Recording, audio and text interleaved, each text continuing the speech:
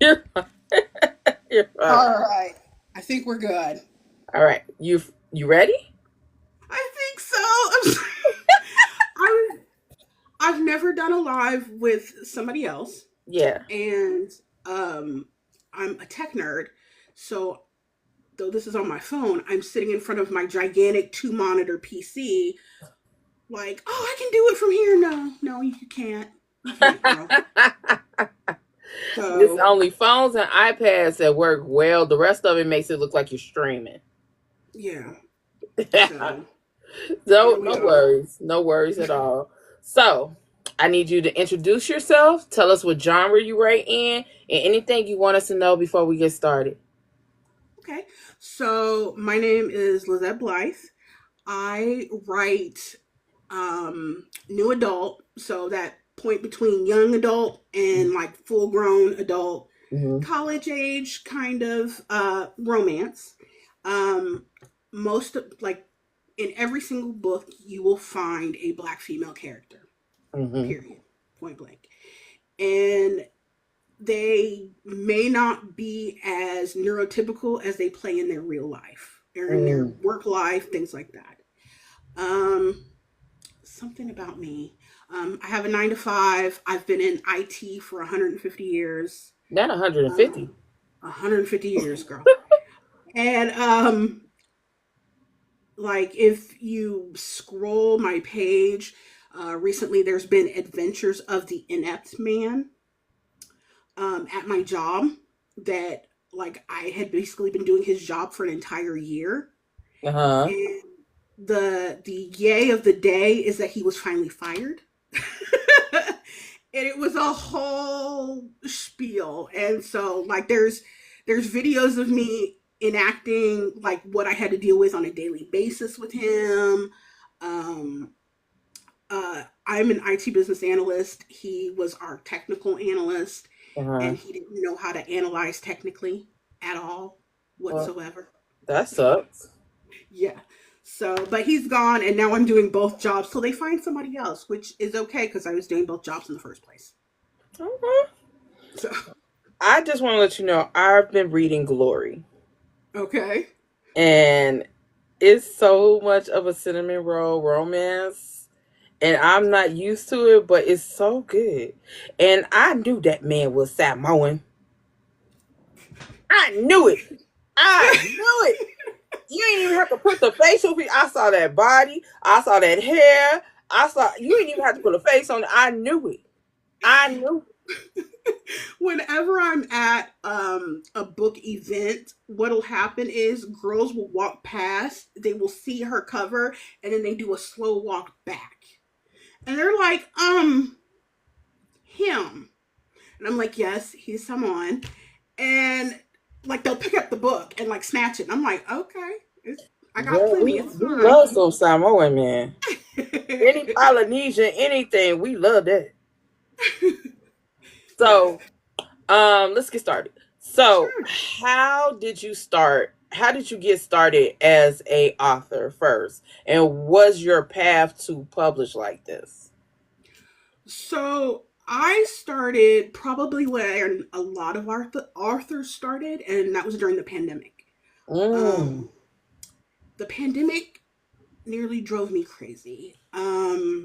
They had authorized work from home, which was great. I'm an introvert. Let me be in my little corner. I will get more work done. But the problem with that is that everybody was authorized to work from home, which includes my husband, who I share an office with, and my, at the time, kindergartner, Mm. who has 750 questions a day. Mm. And so like I just started writing to kind of get some time for myself. Yeah. And it just kind of snowballed. Initially I started out writing fan fiction Mm. about a certain K-pop group. BTS. No, no, I'm not army. I am a mom baby. So Monster X. Oh, I am too. And Waymo is my Oh, baby. hold up. See? Wait a minute. Where his books? Let me show you. Hold on, hold on. I'm knocking everything over trying to get to this damn book. Hold on, hold on, hold on. Yup, yup. Like you can't see it, but like that bookshelf right there, that's like there's not books. Well, there's some books, but it's all Monster X albums. I have Books. every last one. I have Yep. every last one. Then every fan club. Yep. Yep.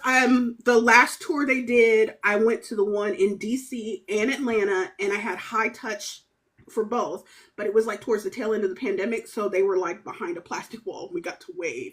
Oh my God, you just, I love meeting y'all authors because I be having stuff in common with y'all. Don't even be looking like y'all in certain things. I know. Oh, my Well, if job. you look, like my first set of books is the Year of Change series, Yeah. and you can't really tell from the picture on the cover, but that's a Korean man. So the Year of Change series, like that's Korean man, and then you have what is it? Nadine's Mm-hmm. Nadine's book up there. That's a Korean man, and Oh. Ren's book, like the cover, just like I just showed the cover last week, I believe. Hers is the brother of Nadine's love interest. I'm So who's gonna get also Korean. into it because now that I know that you are my baby, Yes. I just love my job. I love this. Okay, Yes. okay. Let me stop. Okay, Let me stop. so back to the story. Back to the story. So I started writing fan fiction, and it got it got decent reviews. It got decent reviews from people. And initially starting out, I wrote short stories, but it had been so long since I had written something that wasn't a technical manual. I literally forgot how to write. And so the the first thing I wrote was just like one gigantic block of like it was bad. It was so bad. And I was like, I don't know what I'm doing. I'm gonna be honest with y'all. And a woman reached out to me and she's like, I'm gonna be your editor. She's like, I'm gonna help you out because I like your stuff. Like we write similarly, stuff like that. And so she helped me out a lot. She reminded me of some of the rules of writing, and we went from there. And yeah, A Year of Change used to be fan fiction, but some things Oh had to get wow. changed. Yeah. From there, people kept telling me that they really liked it, that maybe I should like try to change the names and see if I can get it published, stuff like that. Um, I reached out to one publisher, and they were like, "Yeah, we would love to publish it. Here are our rules." And I'm like, "This don't sound right. Like I don't think this sounds right." And so Shy August, who runs Three Fortnights Press, my publisher, Mm-hmm. like I knew her before the whole publishing situation, and I sent her what they sent me. Mm. And I was like, they're asking for all of this. And she's like, basically, they're telling you that you will never have the rights to your books again. And I'm like, is that normal? I don't know. And she's like, no, no, it's not. And Wow. I'm like, oh, okay. And she's like, girl, you know I publish books, right? What are you trying to publish? And so I showed her, and she's like, we could do something with this. And it just kind of went from there. Mm. So, what drew you to writing contemporary multicultural? Because I do not. Okay, let me explain this before I say what I'm about to say. Good. I do not consider her writing interracial because interracial means that another race is dating another race. Different cultural backgrounds is multicultural. So, if you can look at her books, there's multiple cultural differences from these people. Not just because it's a black and another, it's cultural differences. And if you read Glory, you'll see the way Tyler is and the way Glory is. There's a whole different dynamic. So, what drew you to writing contemporary multicultural romances? So like initially, like I said, it was initially fan fiction, Mm, and I when you would go on AO3, it would just be, oh, her hair was the color of corn silk, and her blue orbs were glowing, and I'm just like, this. I know it's written for maybe the author to see themselves in that person, but it was rare that I would see black people in the fan fiction spaces that I was in. Yeah. Prior to me reading like K-pop fan fiction, stuff like that, like the only thing I ever read was Twilight. In the fan fiction genre, the only thing I ever read was Twilight fan fiction. Oh Don't my roast God. me. Don't roast me. But um and y'all know how Stephanie Meyer wrote Bella. She was a Mary Sue. She was like somebody that like you could paste your face. You're supposed to be able to paste your face on and see you. But I never saw Bella in myself. I hope Mm-mm. nobody ever saw Bella in themselves. If not, they Anyway, need to sit on that couch. musty. Just must. I was just and, saying. and so like one of the things that I remembered from like the Twilight fan fiction universe and things like that was the entire time. So like I read it for a very long time. There was one black Bella in all of the years I wrote. And I have a feeling that it was written by a white person because there were so many just awful stereotypes in it. And I was like Bella loved barbecue sauce. Like she talked about barbecue sauce in the entire, like I was like 3 chapters in, I was done. Like she got picked up at the local grocery store because they thought she was shoplifting. It was just really weird. And I'm like, you know what? In a lot of these fan fictions, I never see black people, so I'm gonna write black people. Mm-hmm. And I'm gonna write them with different people. I'm just Right. going to do that. Plus, I'm a nerd. Like I am a huge nerd, and writing about somebody else's culture means research, Mm-hmm. which means I get to go down rabbit holes, which is my Mm-hmm. favorite thing to do in the whole wide world. Um, with Glory and Tala and everything, I I needed some help because there was some information about Samoan culture, but I didn't want to offend or anything like that. So I found somebody that is Samoan, writes about Samoan culture on a daily, reached out to her and was Mm-hmm. like, hey, this is what I'm doing. Can I send you this information? And you kind of see where I'm going with it. And like she read everything and she said I did a really good job and she suggested other pieces. Like, for example, in Glory, we call him Tala. And she explained to me that Tala was just a piece of a name. That would be his nickname. Mm-hmm. It wouldn't be his full name. Mm-hmm. So, like, though we call him Tala through the whole thing, you find out a little later on his full name. You find out his full name. Yeah. So let me ask you this. Why do university tropes? Why do romance university tropes? What drew you to the universe of university romance tropes? So, initially, I don't know how much you know about Indiana, West I'm from Lafayette. Chicago. Okay. So, there is a university in West Lafayette. Mm-hmm. Um, I did not go to Purdue, but I had friends that did, and I lived in Lafayette. And when I tell you, those were some of the best times of my life, just ridiculous for no reason. I was young, Mm-hmm. like, we were frequently acting stupid. Like, I would be on campus with them, just acting a fool. And, like, at the time, I was remembering all of that. I was hanging out with, like, I was talking with a friend about, like, the nonsense that we would get into. Mm-hmm. Like, there's an there used to be an IHOP on the edge of Lafayette that we would frequently get kicked out of every Thursday night without fail because we would show up drunk and rowdy Oh, and that'll hungry. do it. That'll do But it.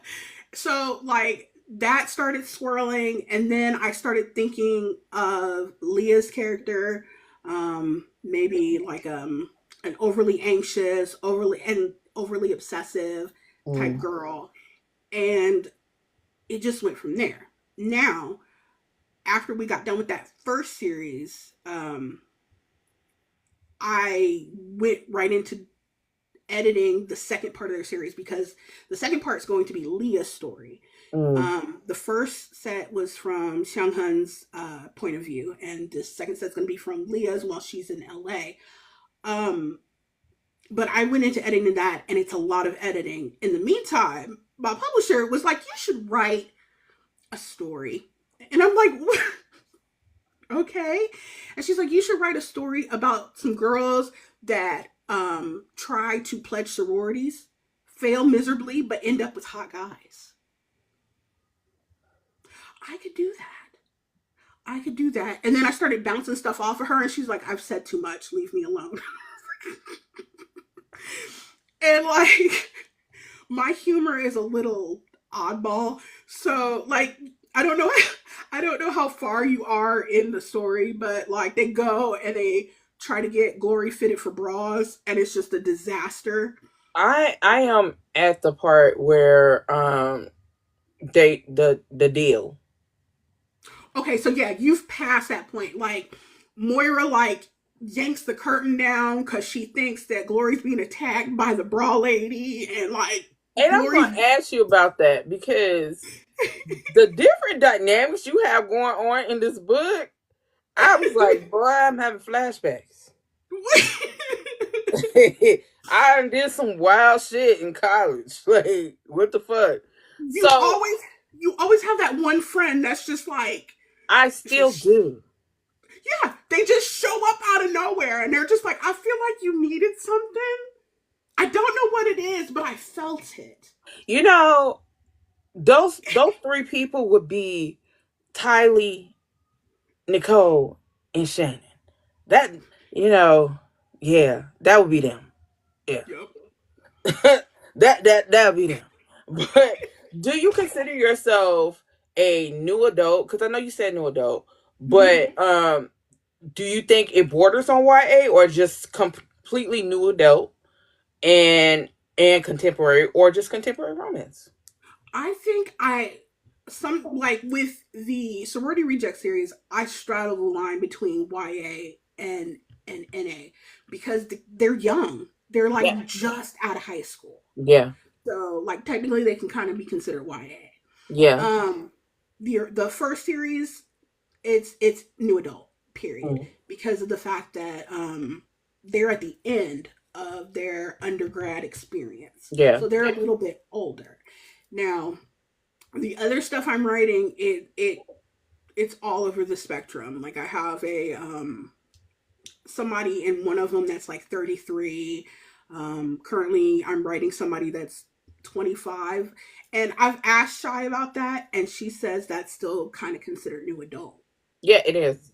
So Kind of. When it comes to I guess if you look at it from college, if it's a college type thing, yeah. But I really wouldn't say a 25-year-old is a new adult right, because that's a grown ass motherfucker. he's skating the edge, but he's in his PhD, so it kind of we got some time before we get to him. Well, at least So he ain't 200 years old, fucking on a 16-year-old. 17-year-old. Mm-hmm. Mm-hmm. No, Yeah. we ain't got none of that. What what does writing diversely mean to you? Oh, that's a good question. Um, I would say not only are you writing characters from different cultures, Mm-hmm. you are paying respect to those Mm. cultures. Um, I could have gone off the deep end and like just threw what I knew up against the wall about Samoan culture and done that. But that didn't feel right to me. Mm. That felt weird and wrong. I needed Mhm. somebody to verify that I wasn't being disrespectful. That like the stuff that I knew about, like their tattoos and things like that,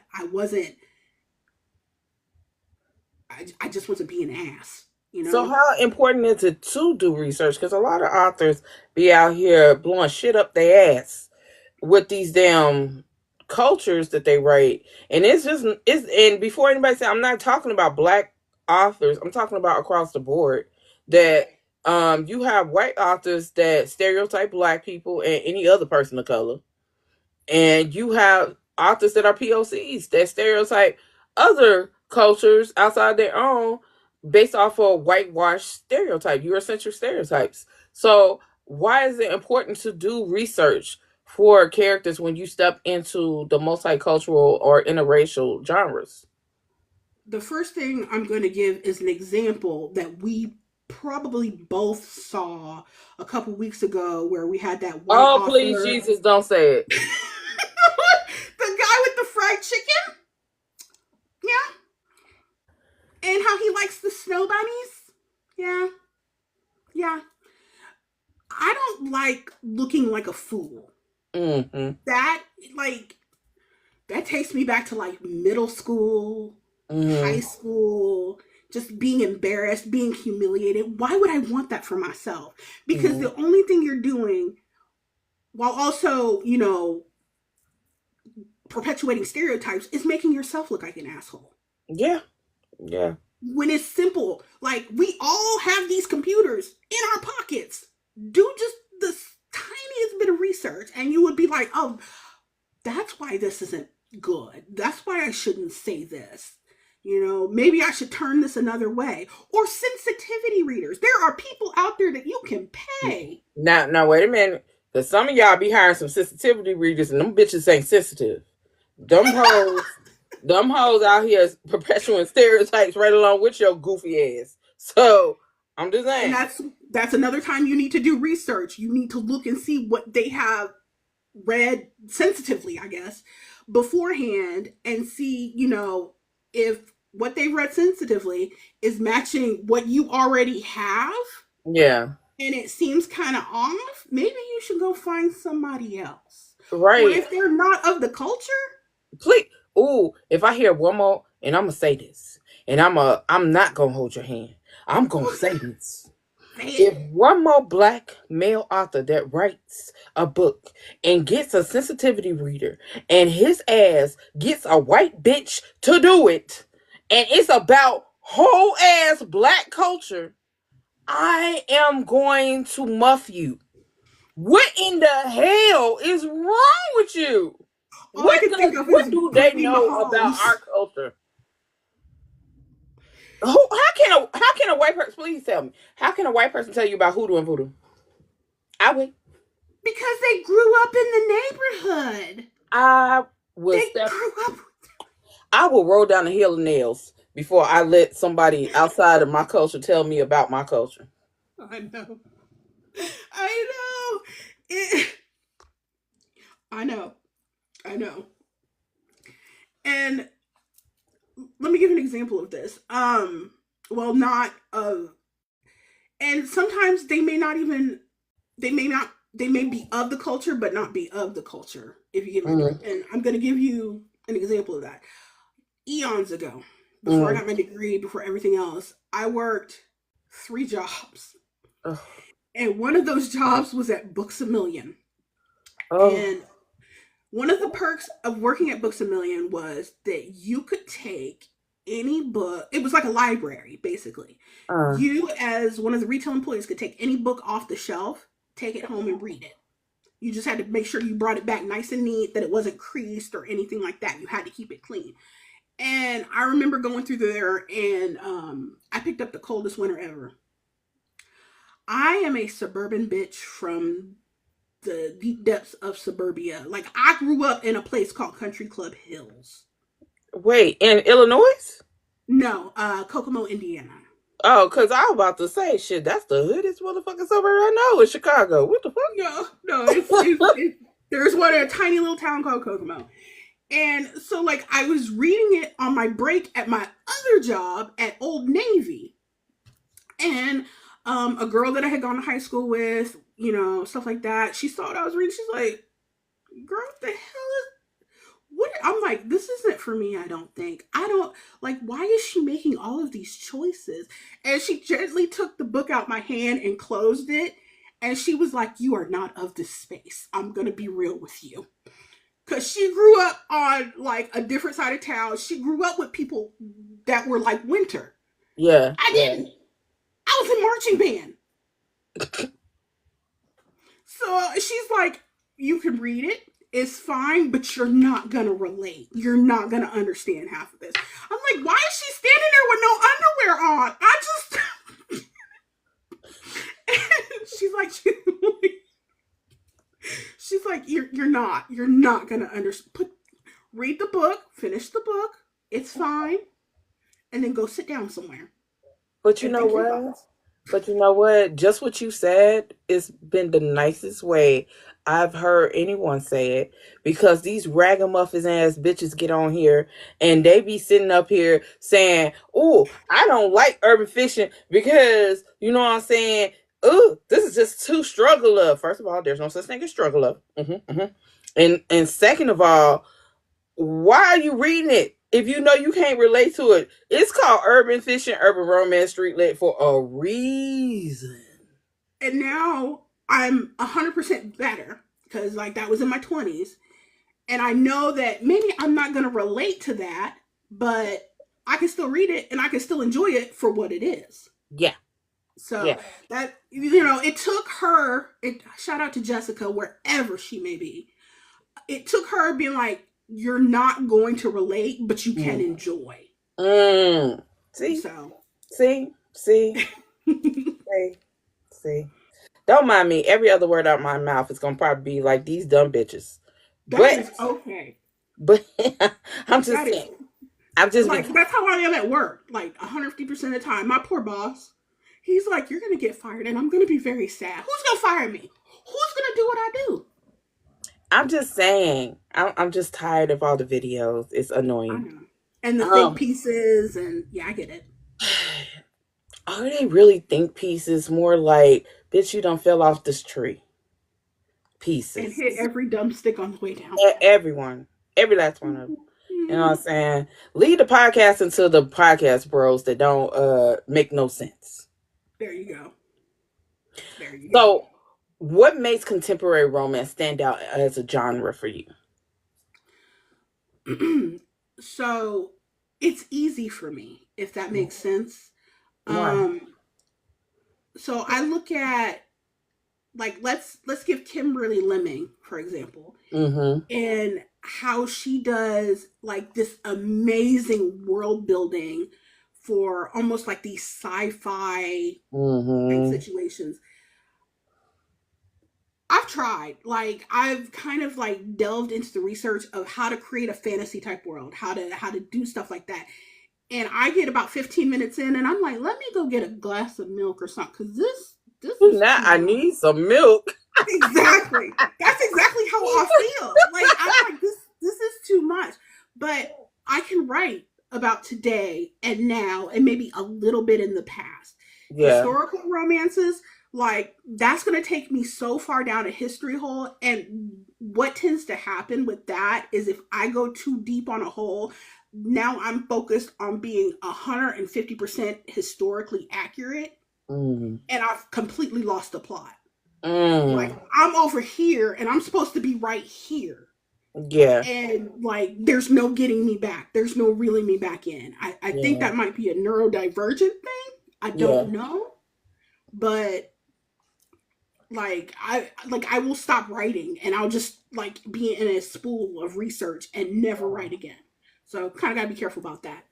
Um but yeah, that those are the big ones. Like I can write about the here and now. Um the research for me is easier, Mm. basically. Okay. Well, at least you're doing research. That's all I. Always Yeah. and forever.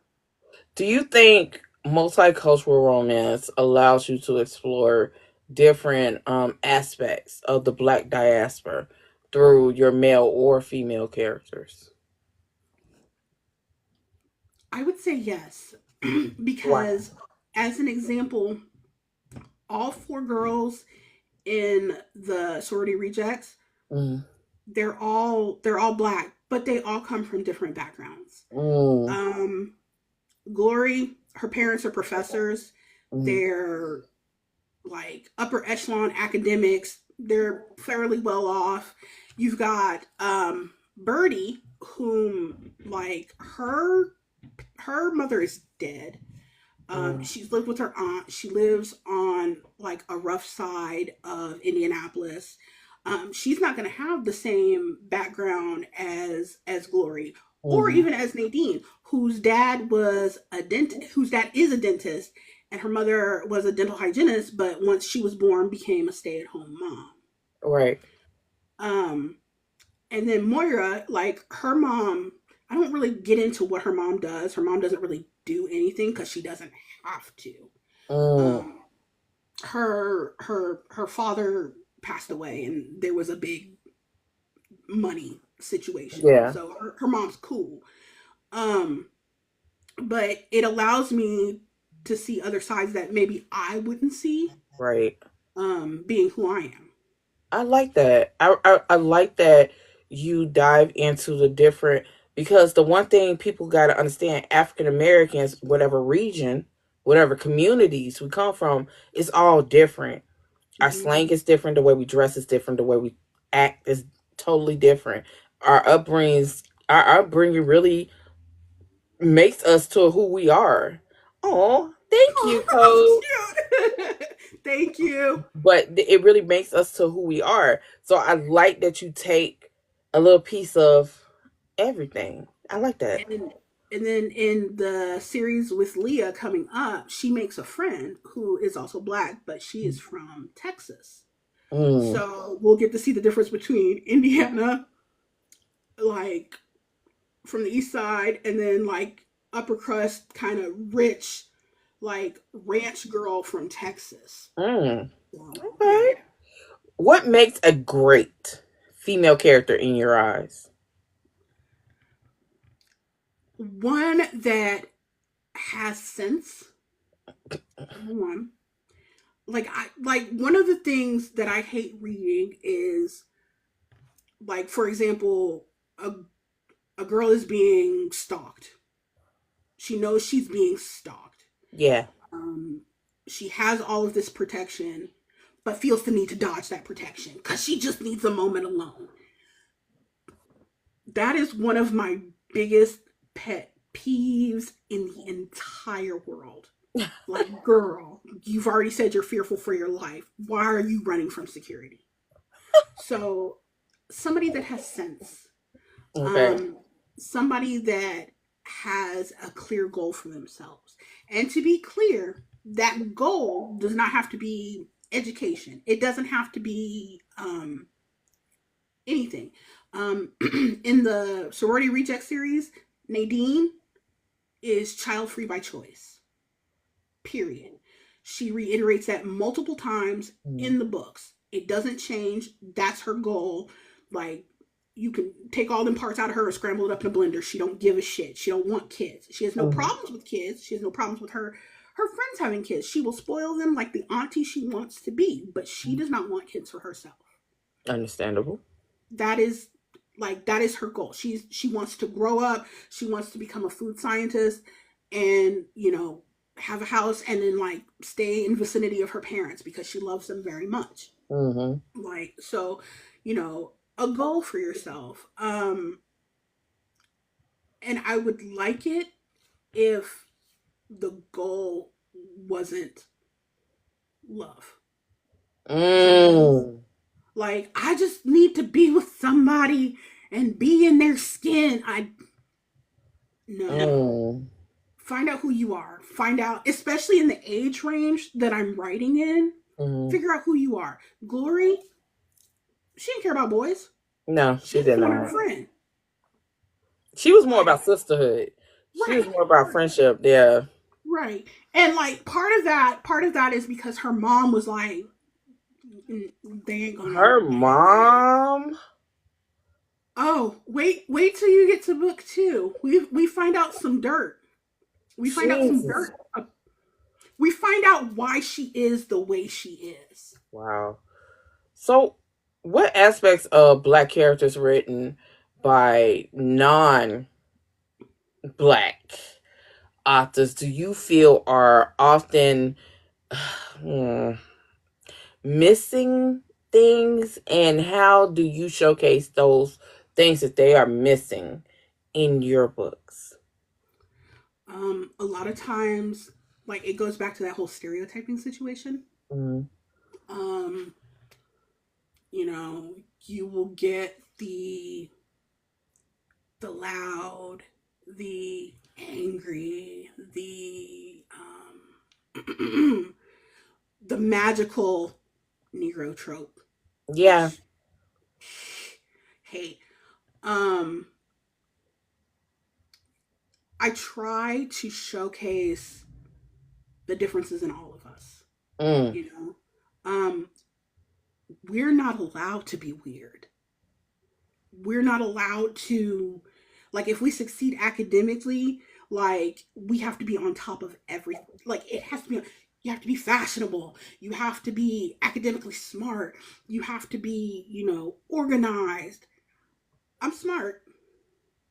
Sometimes I can be fashionable, but I'm a hot mess express. If I showed you my desk right now, it'd be terrifying. um I'm just a little neurospicy, like, and you don't get to see those things unless we're writing them. Mm. So, like, yeah, that's my big thing. Like, they're missing that. They're missing that we are whole people, just like they are. Right. Like, like that Key and Peele sketch about the Black Republicans. We are not a monolith. So, I feel like a lot of writing, even though, how can I say this? Oh, Jesus, I'm really trying not to get another strike on me. Um, I feel like the writing has evolved. What I feel like is that people have default. I feel like a lot of times when non people of color write characters of people of color, they go back to the whitewash trope. We are shucking and jiving, eating watermelon, and here to please the white man or woman. I feel like they try to appease the people that want to see that of us, because if black women are angry, they have to acknowledge that we're the top of the echelon when it comes to intelligence. if we're if black people isn't aren't fashionable, we have to be ghetto. right, If right. black people are not magical in the sense of we have so much culture and diversity amongst the black diaspora, it's just we them hard ERs, If we're so if we're not helping them, then right. what are we doing? and So, and publishing, and I think publishing has come far, but it still has a long way to go. A long way to go. These books have a long way to go. You know what I'm saying? But I just don't like that y'all get a bad rap as black authors, because they will put y'all down as the stepping stone to for their success. They will take your ideas and then change those to white characters. yep, You yep. know, so, and I will say this until my fucking throat caves in. Mafia would not exist without urban street life. You They are took correct. it from black authors and made a killing on it, and black people don't even get the acknowledgement as the cultivators of that. Oh yeah. Oh yeah. I agree. And like I think had anybody else come up with Glory, had Glory been a white girl Mm. who looked a little raggedy and was living up with she she, she was rough in the beginning. You got to admit. She was rough. She tried. Like she stepped out of her comfort zone. She stopped listening to her mama. She got some help, but she was rough in the beginning. And but if that had been a white girl with frizzy hair Mm. and just pasty skin, like she would have probably sold millions. Yeah, yeah. And don't get me wrong, any white person that's on here, I'm not bashing white people. If the shoe Mm-mm. fits, wear it. But I'm not bashing white people. And one good thing about it, it's my show. It's my show. There you go. You don't have to be here. Okay. In Glory, you have two characters on different spectrums of, they're like polar opposites almost, but Mm-hmm. at the same time both feel like outsiders looking in a way. What inspired that dynamic? That is a good question. So, when Shy came up with the recommendation that I have them end up with cute sports players, um, the the experience that I've had with college uh, athletes, they sometimes they just like you have the ones that are on top of their game. They're super intelligent. Like in high school, they were honor students, and like they come in and they're honor students and they work hard. But then Mm. you have the people that I knew that were at every Thirsty Thursday that had girls who were hot for them, like taking their notes and having people do their tests for them. And that made me think, how does it get to this? And it's number one, them falling through the cracks, but being really good at something. And that took me back to high school where Mm. I knew a guy who straight up told me, he's like, if I fail anything, the athletic director is going to go to that teacher and be like, what can we do to make this work? Because they have to play. Yeah. And so with that, they're not really given, like, people like that aren't given a chance No. to even see if they can excel, to figure No. it out. And everybody deserves a chance. Yeah. Absolutely. You don't have to Absolutely. be just good at one single thing. If your thing is football, baseball, basketball, soccer, that's fine. But there might be more out there for you. And I felt like there was more out there for Tala. Mm. So, I mean, you gotta look at it. Nowadays, they have, instead of the teach one, reach one type deal, it's more so as, let me get you to pass so you can get out my face.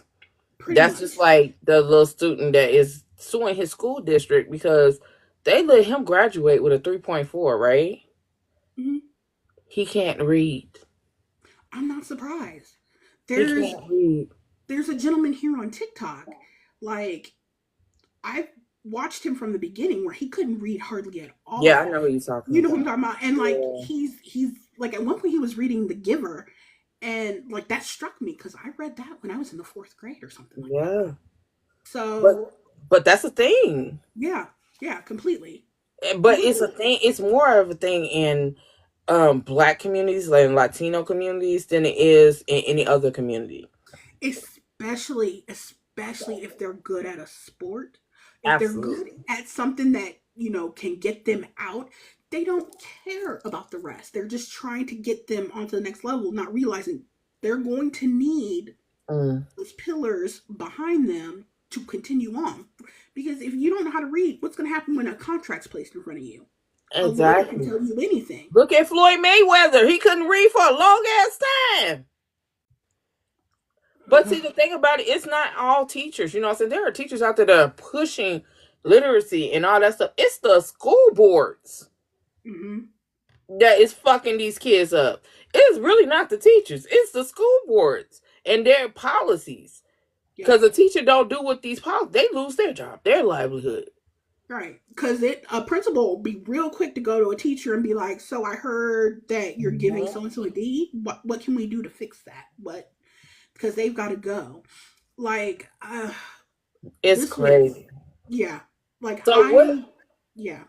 So what makes Glory and Tyler, um, their story more, okay, makes it realistic and fictional all at the same time? Let's see. So, first of all, Glory being basically what amounts to a TA in her freshman year of college, Mm, No, I don't care who her mama is. That ain't happening. I don't care how smart you are. That ain't going nowhere. Um, the real part is oh, and also the way that I set up the sorority, Mm. like a black sorority is not. I'm in a black sorority, and I definitely was like, mm-mm. Exactly. Like, first of all, they're not gonna set up on campus like that. Yeah, You're you yeah, you will wander into like a bathroom at 3 o'clock in the afternoon, and yeah. there'll be like a little note. I'm just gonna plead the fifth and just say I do not think a divine nine would do that. Right. So like complete fiction. And as a matter of fact, I got into a verbal altercation with somebody on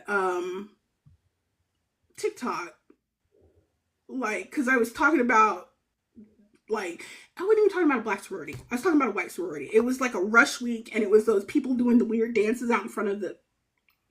Anyway, like, somebody jumped me in the comments, and I was like, I realize that Divine Nine doesn't work this way. I realize that, but I'm still gonna write it. Okay, you can come fight me. I can give you my PO box. We can meet up at the post office. Jesus. Like, I have no Well, problems fighting people. Like, I'm not even gonna say my opinion on it because I don't want to get back to nobody that I said what I said. So I'm gonna just shit it when I it comes to understand them. completely. So, like, the whole that makes it very fictional. The things that kind of make it real, um, because Gloria's a freshman, her car has to be put in a certain way. Like, she doesn't get the special tag to like actually park her car on campus Mm. because she's a freshman. The fact that Tala is an out of state student and he is not in the dorms, that's kind of Yeah. real. That's hold on, that's realistic because his sister goes there. No, it's realistic because it was even at my university that was the thing. So Mm-hmm. I mean I don't know about anybody else's university, but out of state students got to get their own place. Right. Because they might be on campus like during the holidays. So, and Yeah. like the dorms shut down during those times. Um the things that happen with Tala's sister, those are Mm. realistic. The fact that he didn't know, that Mm. nobody in the family knew, that like there's a like, and honestly, I'm some of the things have been cherry picked from my memories of college, of like living during that time, stuff that has actually happened. um the You're not there yet, but the Halloween party scene, some of that stuff did occur in real life. Mm. I'm just gonna. How far am I away from that? Where'd you say you were at?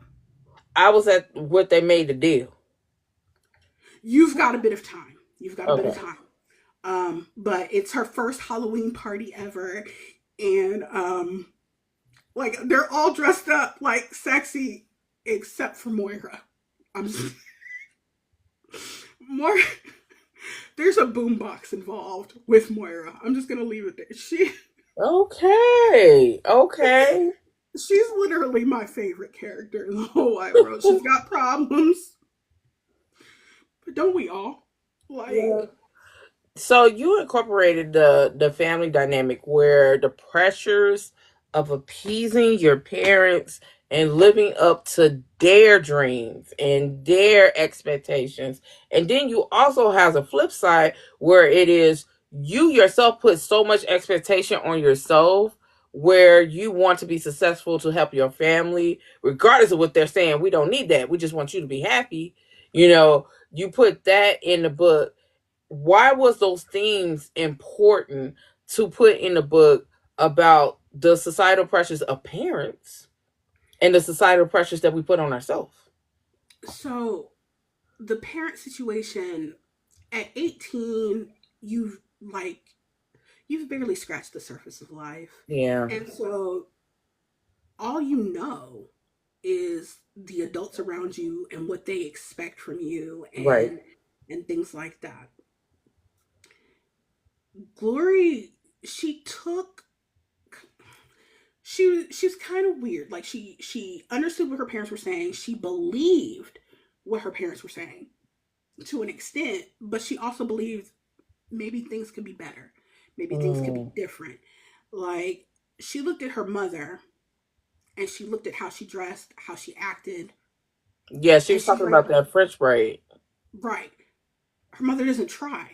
She's like, maybe if I tried, things would be different for me.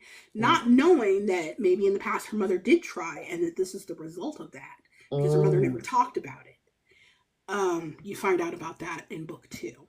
It's you find out. Anyway, um, with Tala, like he's got that pressure as well.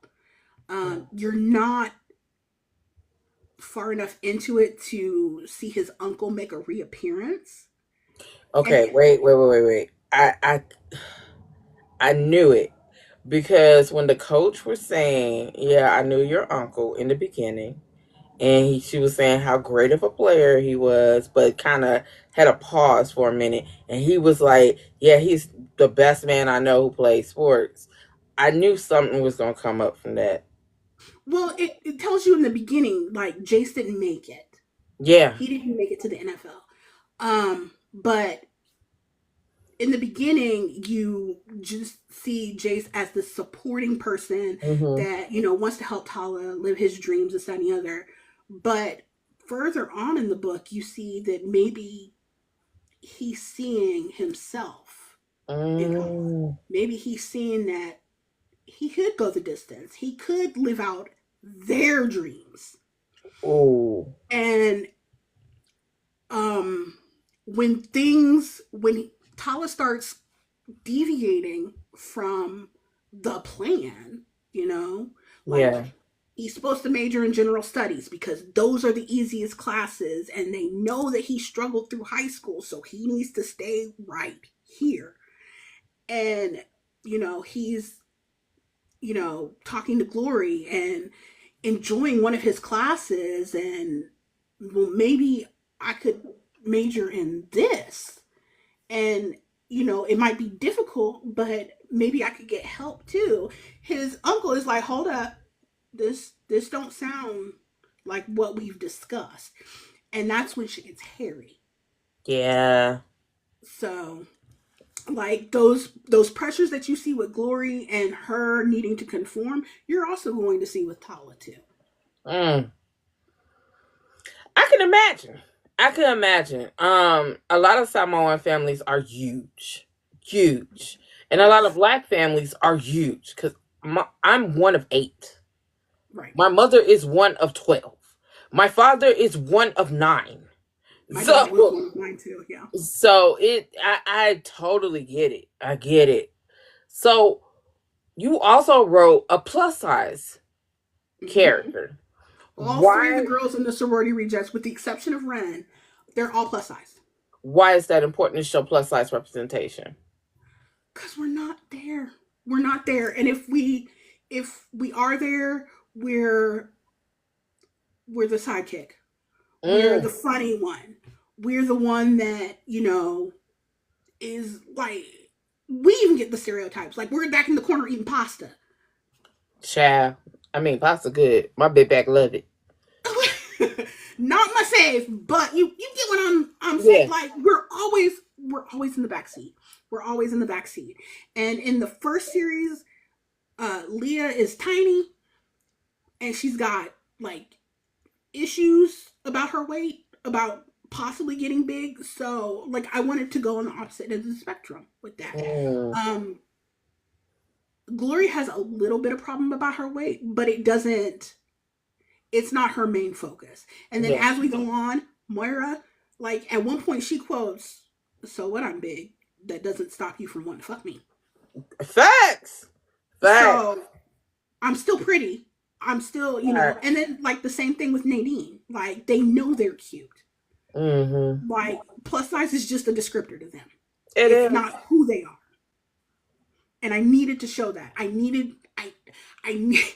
I I need people to understand that me being fat doesn't mean a damn thing. It I do can still not. take your man. It don't. And I'm gonna tell y'all like this. I'm a dom. And if I put on my whole dom outfit, put on my makeup, and fucking do my shit the way I would do for my little sessions, baby. We need to talk because I need to get some of your confidence. I need to figure out Look how at to. my husband come up here. He done saw me. He already done saw the good. So he know. He know already. I love So, it. but the character development of Glory has this hallmark, heartwarming cinnamon roll. I call him a cinnamon roll.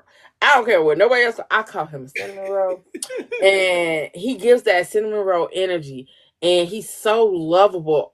It reminds me of what's the name of that movie? Can't Buy Me Love. Mm-hmm. It reminds me of that. What makes a great cinnamon roll main character and makes it so you just want to just hug them, love them, and fuck them? So here's the deal with cinnamon rolls. They can't be too cinnamon rolly. They can't be too golden retrievery. Like, Mm. yes, respect my autonomy. Yes, tell me that I'm pretty, but lay your foot down when you need to lay your foot down. Mm. At some point, like, I forget what happens. Hold on. Like, he kisses her or something, and like she takes off. She's like, "What the hell is this?" Gone. She's like, "I signed up for this," and he's like, "Whoa, hold on, slow down." And she's trying to like move him out the way. This huge ass, and he's like, "You need to calm down, sit down." And she just kind of does it. Like, Yeah. you. There's an attitude to it. Like, yes, please be soft, please be vulnerable, but also man up a bit. You know. Yeah, yeah, yeah. I can see that. So Taya was giving. Well, first of all, even though he was giving cinnamon roll, I could see the dominance in him. I mean, I ain't never met a football player that didn't have it, Right. unless they was just an asshole. But I have never met a football player that didn't have that. Not even cocky, just I know and you know. So behave. Right. And he So gives her that at some point. Like, she frets a little bit about her weight at some point, and he's mhm. like, "I bench press 450 pounds. Are you 450 pounds?" And she's like, "No." And he's like, "Well, okay then. Stop." Like, get it together, woman. Right. Right. So So, what do you think that the industry needs to do to ensure um, equality and equity for authors in the new adult YA contemporary romance space? they need to pay attention. Mm. They need to pay attention. Like, um, it's weird. A lot of the things that we're seeing coming out Mm. by the more popular authors are like recycled ideas. Mm. Um, like Sleeping Beauty revamped, but it's still the same, white characters. Um, Step out of that box, see what else is out there, because we're here. Like, my stuff is cute, it's It is. adorable. It is. It is. And I think if, people would actually look up, pay attention, maybe look away from something that maybe doesn't resemble them, Mm. maybe doesn't look like them, pick up Hmm. something else. So what if you can't see yourself in it? You can see yourself in everything else in this world. Yeah. Like, give other people a chance to Yeah. thrive. I never understood the philosophy because it only happens for black people. But I never understood this dynamic where they say I cannot see myself in these black books, but we read y'all books and be like, damn, that's a good ass book. Right. It's honestly, it's not about really seeing yourself. It's relating to the characters. Right. And why You can't know, you relate to me? Why can't you relate to Glory? Because her skin is dark? Come on. right? Why does it always have to be color? Is the motivator for you to read a book? So that tells me a lot about you as a person if that's your dynamic. Right. So you hmm, Uh-oh. writing steamy scenes. Okay. For young adults can be kind of tricky, Mm-hmm. new Very much adults. so. It can be very tricky. How do you approach these steamy scenes without it coming off creepy? Okay. So number one, all of my people are of age. Mm-hmm. That's the big thing. Like, if below 18, you probably won't ever see me do a steamy scene Mm. ever. That would be like a, what's it called, a closed door type situation. Mm-hmm. Yeah. Um, when I first started, like steamy scenes were a struggle. Period. Like I would write a line, be mortified, get up from my computer, and walk away Wow. because I'm like, I can't do this. And it got better. Like I Mm-hmm. found that if I put on music, it Mm-hmm. helped a lot. Like there's a playlist on Spotify. I think it's called "Blow Her Back Out" or something like that. Something absolutely ridiculous. Like I would listen to that and I would allow me to write them. But um typically my steamy scenes aren't, right now they aren't buck wild. Like there's like not a whole lot of S&M. There's not a whole lot of like what you would see in an adult book. Yeah. As I go along and as I explore that part of myself as well, Mm. they're getting a little wilder. Mm-hmm. But the people that I'm doing that with are also older. Mm. Gotcha. Gotcha. Like Gotcha. the Gotcha. 25-year-old that I'm currently writing, his girlfriend is kind of wackadoo. And in a good way. She's a sweetheart. But like I've kind of reversed it where she's the one that's like kind of sex focused and he's like, "Oh, oh dear." So, playing around with them. They're in their mid to late 20s, it's fine, but the younger ones, it's going to be milder, Mm. if that makes sense. So, okay, Glory is so far been a really good book. So, Thank you. what's next in the series? And are there any other genres that you're debating on dipping your toe into that we should know about? So the book after Glory is Moira, and though in this book, for the most part, Moira seems like she's all fun and bubbly. You've seen because she showed up at the thing and just vomited in the sacred. She has a dark past. She has some issues that she's going to have to confront in the second book. Things that she hasn't faced ever because her mom kind of spoils her because of some things that have happened to her. Mm-hmm. Um, Her mom's just like, we're gonna let her do what she needs to do because we know what's going on with her. Um, from there, we go on to Nadine, who is very sweet and is very focused on her career and going back home to be with her family. But she also sees Glory and Tala, and like she gets kind of jealous. She's like, I kind of want some. I want to cuddle too. Like somebody cuddle with me. And she also has a slight crush on Bear, which That's Bay. That's Bay. Y'all gotta understand. Any big ass motherfucker in y'all books, that's my Bay already. Cause big I ass love country, big men. big ass country. I,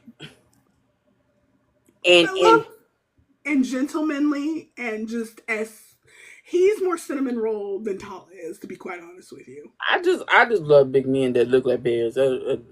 Not the Just dark fur. skin, Wait, fine. wait, Oh, wait. Not yeah. the fur. Not the fur.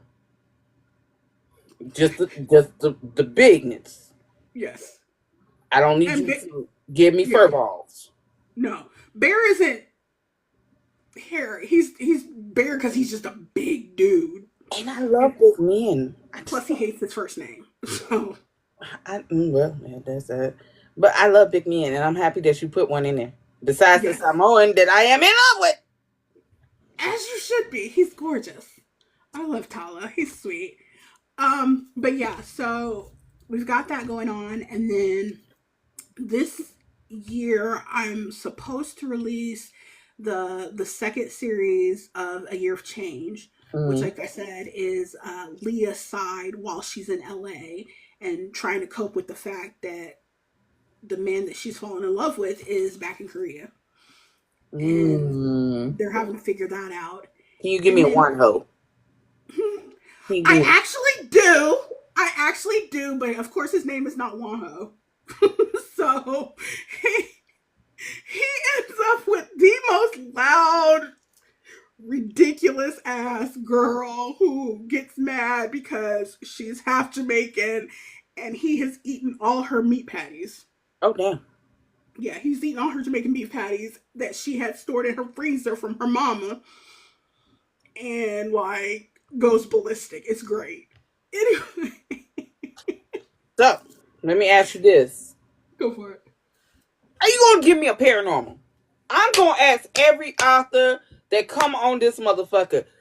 I just need a paranormal. So my alpha reader, her name is Mia. Mm-hmm. I made the mistake Mm-hmm. of showing her. See, like she's in your comments right now. Like I feel you, Mia. I feel you. I made the mistake of so let's go back when I was doing the fan fiction and the young woman was like, I'm going to be the person that corrects your stuff. Her and I worked very briefly on a paranormal about a vampire and a fairy.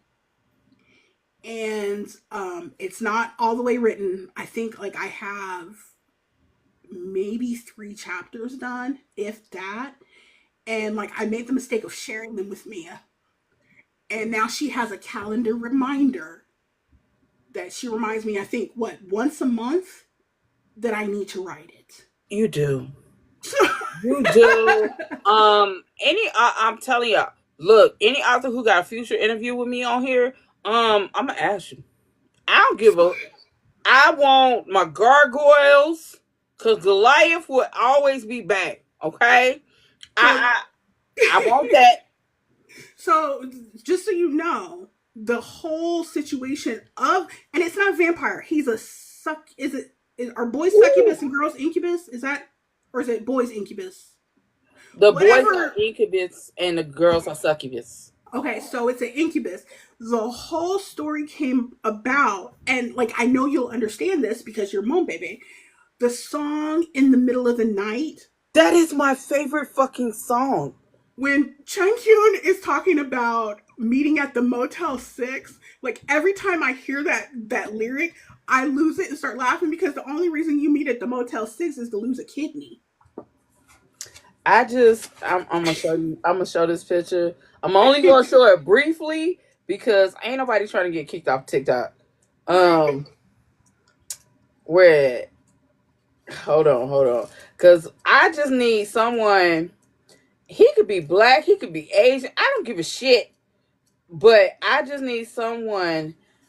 Damn, can I really? No. Can I? Goddamn. Hold on. I gotta make it PG-13. Gotcha. I just need something like that.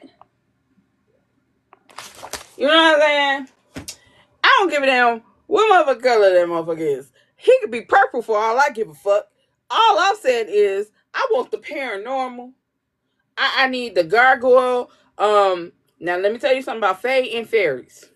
Everybody that know me know this. So all of y'all in the comments don't say shit. I already she don't know. I have never liked fae because they write them like they are writing the Constitution. Right. So, in the one that I'm currently doing, well, I'm not currently writing it, but when I get to it, She is a flower fairy Hmm. that owns a soul food restaurant Okay. See. that lives on the top of the soul food restaurant, but occasionally she goes to Central Park because she needs to reconnect with the earth at times because she's a flower fairy. I can get Um, jiggy with that. I can get down with that. yes, yes, she's not like founding father type of fae, though. Like her Yo. family that's on the other side, they kind of are, and Yeah.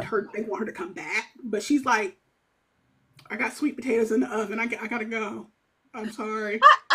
I just want a modern Yeah, Faye. yeah. Everybody rates Faye so dry. Right. This is completely like her best friend, like, is like ancestor of a fae, of a brownie. Mm. Like the last person that you can physically see the browniness on her face is the girl's grandmother. Mm. And so the fairy knows, but the best friend doesn't. And but like they're all in like great health, and like they specialize in like cleaning and things, because you know how brownies are. And but like the best friend doesn't understand that. She's like, this just has been a part of my life. But the grandmother understands that she's a fairy, and so like they'll communicate but not tell the friend, stuff like that. Huh. So Yeah, you need to get on that. You, yo, because look, it's not that I don't love y'all books. I truly do. I swear to but God, you need I them. do reviews about them and everything. I truly love y'all. But I am a paranormal sci-fi and fantasy girl. So my Okay. love of those books go before anything. You've read Shy's books, right? Every last mother freaking one. The Bachelor's fucking series. Yes, ma'am. Okay, Her just making. elephants, her everything. All of them. All of them. But that's what I'm talking about. I want a urban type. And when I say urban, look, y'all, get it out your head. When I say urban, I'm talking about they pop bang bang. That is not always urban, okay? Right, right, That actually can be contemporary sometimes because they be bang bang and contemporary sometimes. So when I say I want an urban paranormal or a dark paranormal, I'm stating that I want them now, like this day and age. Hell, it right, could be 2000s for all I care, long as we are not back with Eve and Adam. right. And that's what I'm working with. Like changing his line in that song like cracked me up, and I was like, well, wait a minute. What if he was taking kidneys in the Motel 6? I'm just saying. And so So, it just went downhill from oh, there. let me do my light skin type. Yeah, yeah. Um. So when we getting that? When we getting that? I have to write it. I have, When we like getting I that? said, there's like maybe 3 chapters of it. I've given them all to Mia at one point, and then she came back and like she's like, just so you know, I have a reminder once a month. You're gonna get bugged, and she goes into the Discord, and she's like, this is your monthly reminder that you need to write this damn fiction. So what you're saying is I gotta be like a gnat and just bug the shit out of your ass. Mm-hmm. Mm-hmm. Okay, no problem. No, I have no problem with that. Just I put a I, calendar reminder, just like Mia, and like, I do it we'll work next it out. month. I just told you this month. I'm gonna come at you next month. You know what I'm saying? Hey, hey, You're gonna be on the normal. show, be like, this is just a reminder. Yeah, incubus fairy situation you had. I'm just saying, I love all of y'all books. Trust me, I read across the board. But I am a paranormal fantasy sci-fi girl. If you ever need an arc reader for a paranormal fantasy or sci-fi, I am that girl. Cause that is my bread and butter. I So I'm understand. just saying. Just saying. So where can readers find your books? Right now, you can find them pretty much all on Amazon. The original series, A Year of Change, is Kindle Unlimited. Mm-hmm. The other ones are not. Also, I do events out in the community. I'm in the Midwest, so I typically stick to the Midwest because I ain't driving clear across wherever. I'm doing the Boozy Book Tour in Chicago. I will be there. Um, there are several events in April in Indianapolis that I'm a part of. The Indie Reader event, the what is it? Southeastern Hamilton County author event. I'll be part of that. It's the library in the rich part of. Not the rich part. Wow. Look, I had to fill out a 16-page application to be a part of this.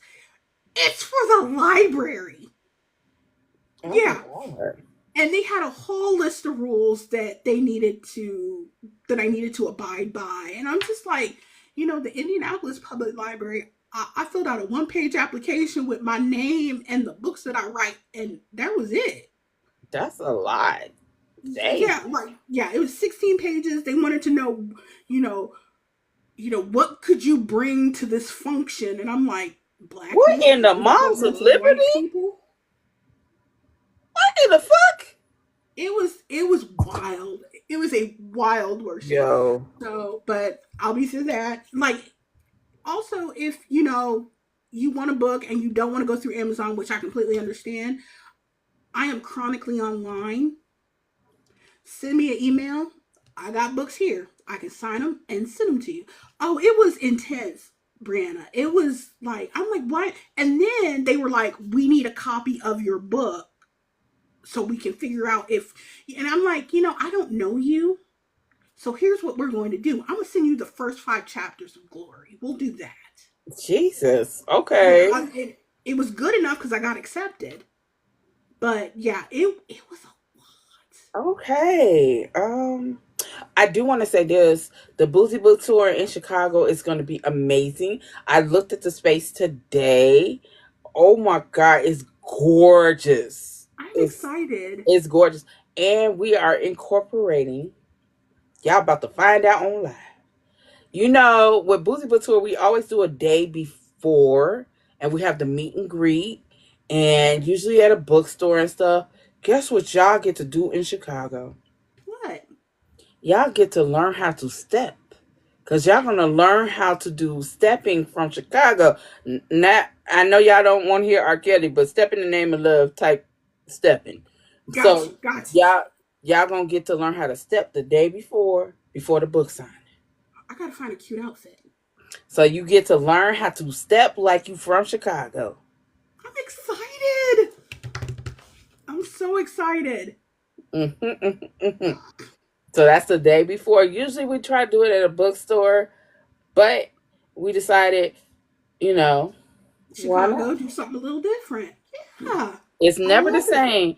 Dang, we need something fun in Virginia. Who says it's not going to be anything fun in Virginia? We just haven't announced it, Brianna. See? You guys keep it locked down to like the until it's Because time. we Which don't, huh? I get it. I understand. I understand why. Yeah, So yeah. yeah. But, Chicago, you're going to get to step. You know I'm what I'm saying? excited. We had a blast in Houston. We definitely had, yeah. That was one for the It looked like books. so much fun. It looked like Dude, so. Tulsa was so much fun. That melanin ball was everything. I want. I want That to go was to the Mountain Balls. Give me an excuse to wear a dress. Give. well. The next melanin ball is pajama jam. It's house party, Oh, so it's gonna be based off of house party 2, kid and play, and everybody has to wear pajamas. that is so cute. And it's gonna be in Las Vegas. Oh my god. I have friends there too. Mm. So before I get into my spiel about anything Boozy Book Tour, I want to know what you already told us what events you are attending. Where can they find you on social media? Lord, when I say I'm chronically online, Jesus. I am not playing games with you. You can find me here on TikTok. Like, my videos are wild. Sometimes I'm talking about books, sometimes I'm ranting about something that happened to me on the way to work. Or I'm ranting about Teslas, Cybertrucks. I hope my boss Jesus. doesn't see this. He drives a Cybertruck. Anyway, uh, I am on Instagram as Lysette Blythe 5 because Lysette Blythe was taken. Really? Yeah, I can't get it. I've tried multiple times. Um, I am on Facebook as Lysette Blythe, and there's also a Silverleaf University page. Either one of those, you can check that out. Discord, if you go to the link in my TikTok bio, there is a link to get to the Discord. They get everything first. So if I open up the arcs, they're the first ones that get to sign up. Cover reveals, they're usually the first ones to see them. If I need ideas for something, like recently we've been talking about a Silverleaf University coloring book, Mm. I will ask the Discord, are there favorite scenes you have in any of the books that you think should be in a coloring book? So your opinion gets, sent out there first. I have contests where you can win like little prize packs that are Silverleaf University prize packs that come with like a notebook or pencils, pens, things like that, stickers.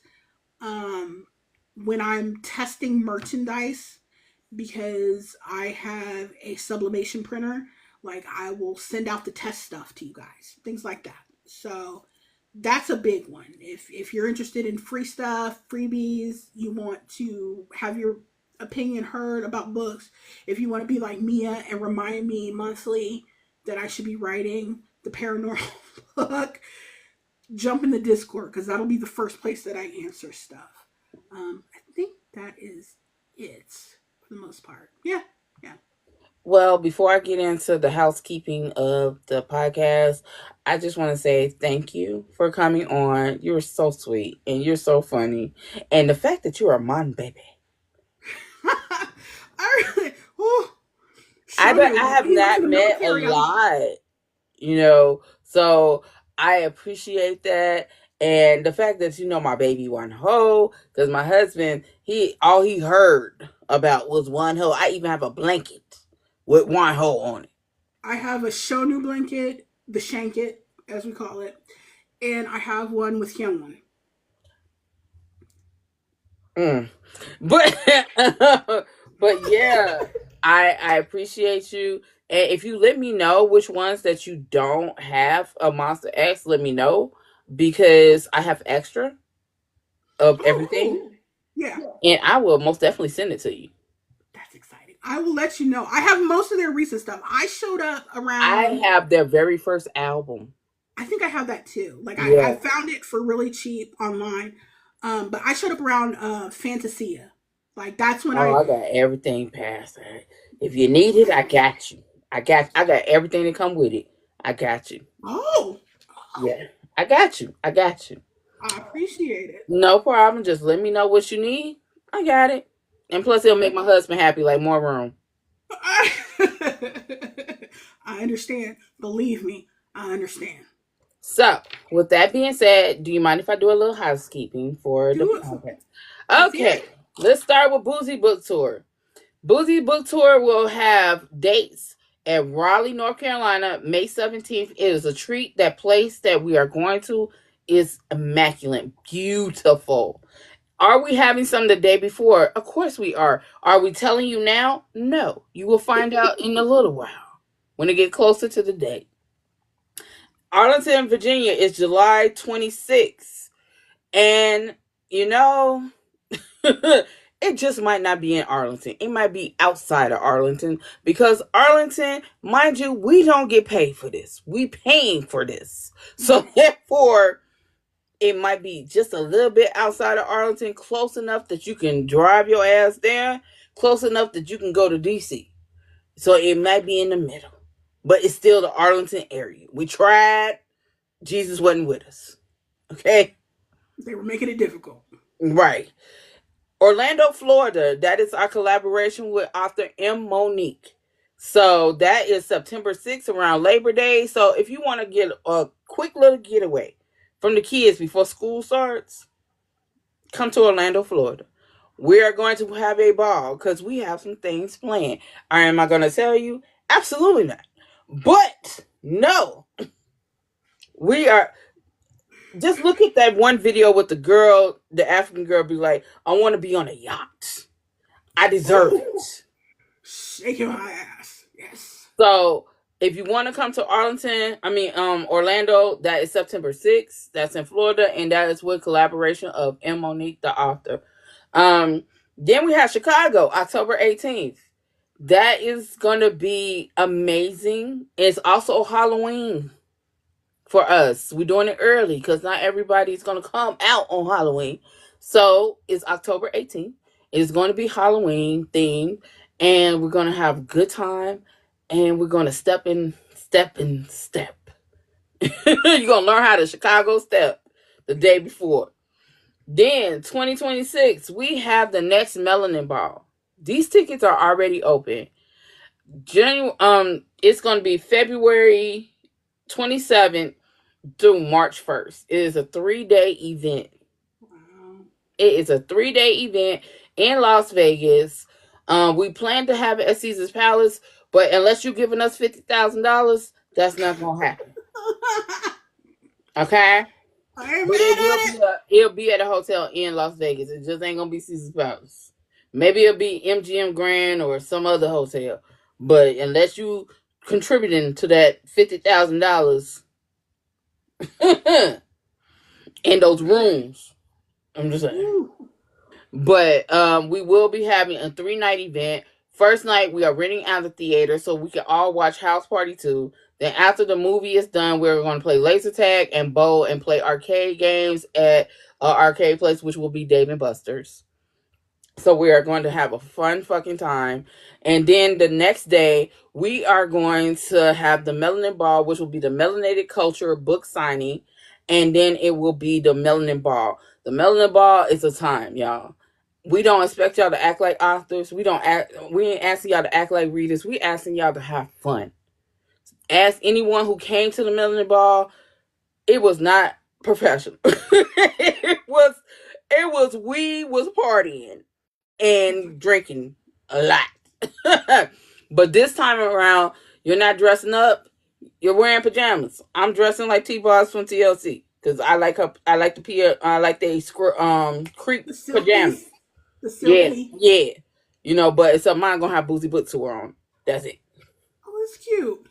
Then Denver, and that is June 28th. June 20th of next year.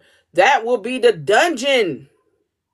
That will be the interracial, multicultural. We will accept some authors who are not in that genre. Only some, not all. It is literally going to be a BDSM dungeon. That is the theme of it, and it's going to be held at a club that looks like a gargoyle looking church, but it's a club. But it will be a BDSM theme. You will get to meet doms that are male and female. You will learn about impact play. You will learn about shibari. You will learn about being a dom and a submissive correctly. You will, as authors, get to ask questions to help you with your books, but also you will be able to see demonstrations while you're there. And lastly, for 2026, we will be in Seattle, Washington. The date has not been determined. I do believe it might be around Labor Day because that's when everyone is off. But that is an Alice in Wonderland Tea Party event. So we will also be having a tea party, Alice in Wonderland. You have to dress up like Alice in Wonderland. Mad Hatter, all that stuff. And we will try to incorporate a trip to Forks, Washington, so you can see your Twilight fucking fantasy. But I doubt that because look, okay, Sorry. it just yeah. I'm just saying. So if you are out there and you like to sign up for any of these events, please sign up. If you are a vendor and you want to be a part of any of these events, sign up on our website, which is boozybooktour.square.site. You can sign up for all these events. We have events planned out all the way from 2025 to 2027. 2027 Melanin Ball is going to be in Temecula, California. We are doing a whole wine country thing. The theme will be black exploitation movies. So you get to dress up as Foxy Brown, Huggy Bear, Dolomite, all that stuff. and have a good ass fucking time. Soul Train everything. So you will have a good ass time. So if you are a vendor, you can sign up and also be a vendor at this event. If you want to be a sponsor, we do have sponsorship packages where you can look at those packages and you can sponsor the event, and the event we will work alongside with you. What else? 2027, Phoenix, Arizona, that might change because there has been so much.